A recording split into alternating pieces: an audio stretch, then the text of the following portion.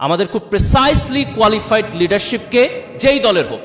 যে রাজনৈতিক দলের হোক, খুব মনোযোগ দিয়ে তার বক্তব্য শুনবেন, তার কথা শুনবেন, তার ভিশন শুনবেন, তার প্রপোজাল শুনবেন। সেই প্রপোজালের মধ্যে যদি জুলাই না থাকে, জুলাই আমাদের যে আকাঙ্ক্ষা ছিল, সেই আকাঙ্ক্ষা বাস্তবায়নের যদি প্ল্যান তার বক্তব্যের মধ্যে না থাকে, তাহলে ধরে নিতে হবে সে যে রাজনীতি করতেছে এটা বস্তা পচা পুরান রাজনীতি, এই রাজনীতির সাথে তরুণ প্রজন্ম যাবে না। আমরা যদি একটা সুষ্ঠু গণতান্ত্রিক প্রক্রিয়ায় যাই এবং আমাদের আলাপ আলোচনা পলিসি লেভেলে নিতে পারি যে আমি কি চাই, রাজনীতিবিদরা সেটা আলোচনা করতেছে কিনা,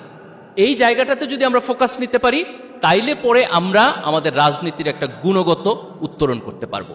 এবং আজকে আমাদের যে পরিমাণ ইয়াং পিপল আছে, এই যে লেবার ফোর্স আছে, এই লেবার ফোর্সের সাথে যদি আমরা পলিটিক্যাল সিস্টেমের একটা রিফরমেশন করতে পারি, কিছুটা কোয়ালিটিগত রিফরমেশন করতে পারি এবং একটা ভালো গণতান্ত্রিক প্রক্রিয়া যাইতে পারি, 15-20 বছর যদি গণতান্ত্রিক প্রক্রিয়ায় 2-3টা গভর্নমেন্ট যায়, যে একবার এ থাকলো আরেকবার ও থাকলো, কিন্তু নির্বাচন স্মুথ হইলো, তাদের মধ্যে রেসপেক্ট রইলো, একটা ভালো রাজনৈতিক পরিবেশ থাকলো, তাহলে ইন 15 or 20 ইয়ার্স আমরা সত্যিকার অর্থে এই দেশটাকে বদলাই দিতে পারবো, এই দেশটাকে একটা ভালো জায়গায় নিতে পারবো। এটাই আমাদের শহীদদের আকাঙ্ক্ষা ছিল, এটাই আমাদের এই তরুণ প্রজন্মের আকাঙ্ক্ষা ছিল।